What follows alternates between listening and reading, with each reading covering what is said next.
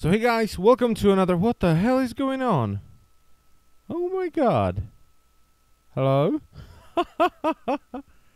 So hey guys, welcome to another Warframe video, and today I'm going to show you my Nova build, or I should say Nova builds. I'm going to show you both speed and slow Nova. Now this is a 0 Forma build with just a potato, and it doesn't have an Exodus slot, alright? And the first build we're going to take a look at is the speed Nova build. So the aura I'm using is Energy Siphon. It's really good for caster frames like Mag, Nova, Mirage, and Nyx. And it matches the polarity, which is always good, so we get 14 additional mod capacity. And it will regenerate our energy throughout the mission, which is always good.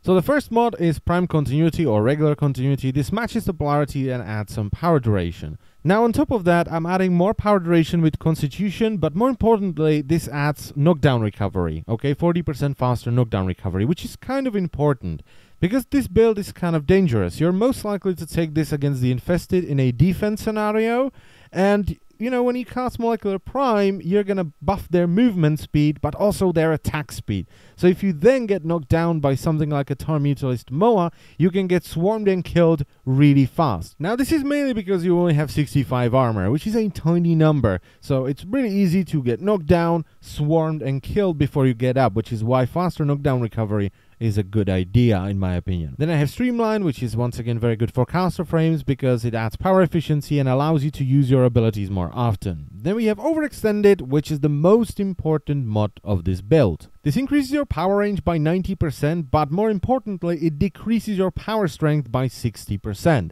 This takes you down to 40% power strength, which speeds enemies up rather than slowing them down when they get hit by Molecular Prime. But once again, be careful because you're also increasing their attack speed. Then we're moving down and we have Rage. Now this makes a little bit of sense, but it also fits the polarity. So first of all, the enemies are really fast, which means you're gonna get hit, and you might as well just get some energy from that. Alright, but it also fits the polarity, because, well, what other mods with V polarity fit here? Okay, we have Power Duration, which I already have with Prime Continuity, and then we have Power Strength, which we don't want because it would break this build, and then we have the longer Bleed Out duration, which, well, is just a useless mod overall. So Rage is kind of the only mod that fits into the V polarity for this build. So yeah, it kind of makes sense, but more importantly, it fits the polarity. Then I have Flow, which is very much a personal preference. I don't see too many people use Flow on Nova, but I just like having more energy so I can cast more abilities with her. Then we move on to the defensive mods. And in this case, it's Vigor and Vitality.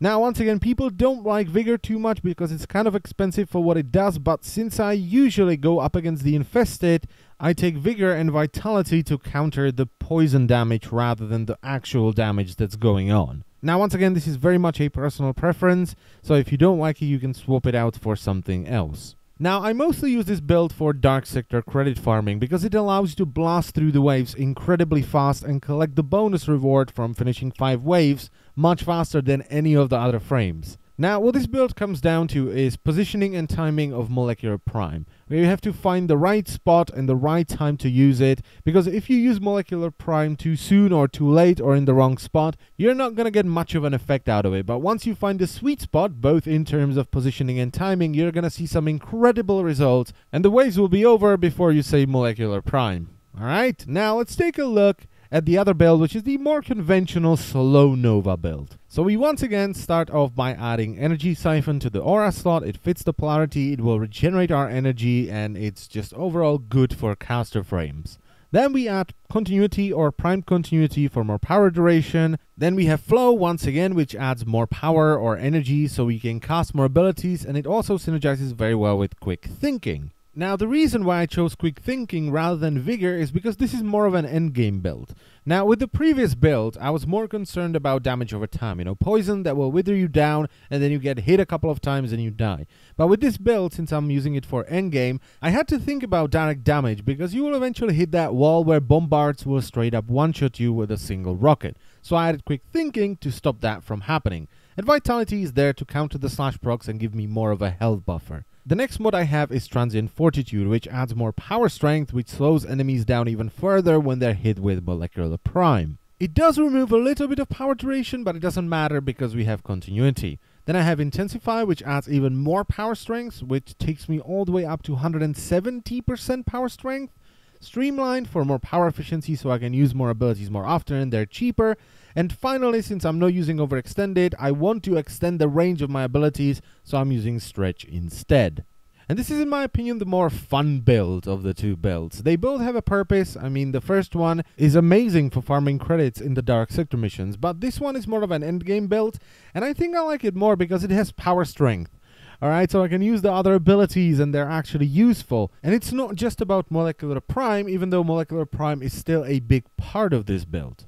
With the power strength you have with this build, enemies will be slowed down to a crawl when they're hit by Molecular Prime, which allows you to just run around and kill them one by one. It also reduces the attack speed of the enemies by quite a bit, so it takes off a lot of pressure from you when you're doing endgame. So all in all, I like both builds. I prefer the slow Nova rather than the speed Nova, but I use them both.